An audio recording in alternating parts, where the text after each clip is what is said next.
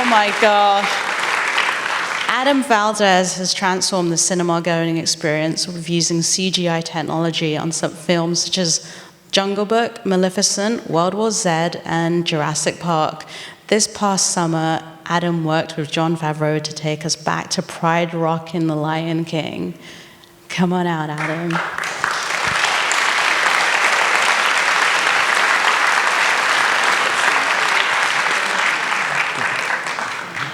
This one here? Yes. Okay. Oh my gosh, I have goosebumps just revisiting that. It's a good song, right? It still works. It still makes me want to cry. But okay, so one of the most amazing things you did, Adam, was just creating that credible, animals and making them look so realistic, right? What went into that? I asked before I came out how many people are in the audience here to get a measure.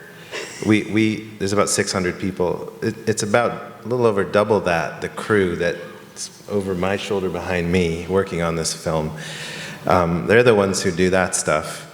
I try to keep an eye on all of it, but we have these amazing craftspeople at MPC in London and in Bangalore, these people who study and geek out over anatomy and sculpture and texture and light and how fur works when the sun hits it, and the mathematics that describe that. I mean, it's just sort of insane, the number of combinations of kind of technical stuff and artistry that come together. So my job is to sort of work with John and all of them and make sure that the animals are natural, a little bit maybe hint to the original animated film, so that you don't feel like you're ignoring that because there's such an amazing, successful set of designs there.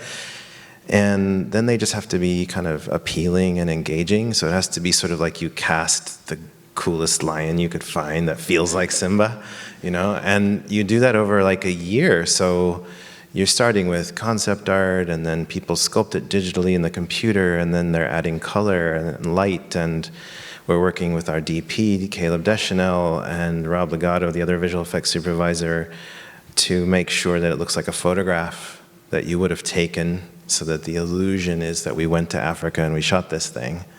And so, I mean, you asked about animals, didn't you? But that's the whole stack of events, I mean, it's all these crazy things, and it really does take a long time before you've captured an animal you can sort of watch, and people will just think it's an animal that we photographed.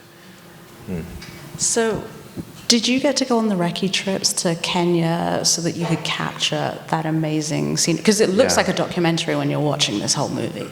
Cool. Yeah, that was the hope, that you felt like you were just watching footage that we went and got. Yeah, I was lucky enough to fly all over Kenya in a helicopter for the better part, I think it was over 2 weeks, north, south, east, west, all over the country, and meet people there, see the animals there, and just see the diversity of landscape. It's a really incredible place to go. I don't know if anybody here has been there, but once you've been there, you feel a bit changed by it, because it's also very close to the cradle of humanity where we come from, and there's just like this feeling when you're there of huge sky. We talk about big sky country. Well, it's very much that. It's equatorial, so every day is almost the same. 6 a.m. sunrise, 6 p.m. sunset, and big long days. And you witness these animals who are waking up every day on the savannah knowing there are lions in the bushes and lions behind the trees, and elephants could be around the corner. And when you sort of witness the life of those animals for an extended period of time, and you get to sort of sample the country all the way around, you come back with a sense of responsibility to that place, and it also helps because when you're making it in the computer 2 years later and you're looking at a shot, once in a while I got goosebumps because I'm like, yeah, I remember this feels like where we went, and so it's only by being there that you really get all that little, verisimilitude and try to recreate it. So is The Lion King live action? Is it computer generated? What is it?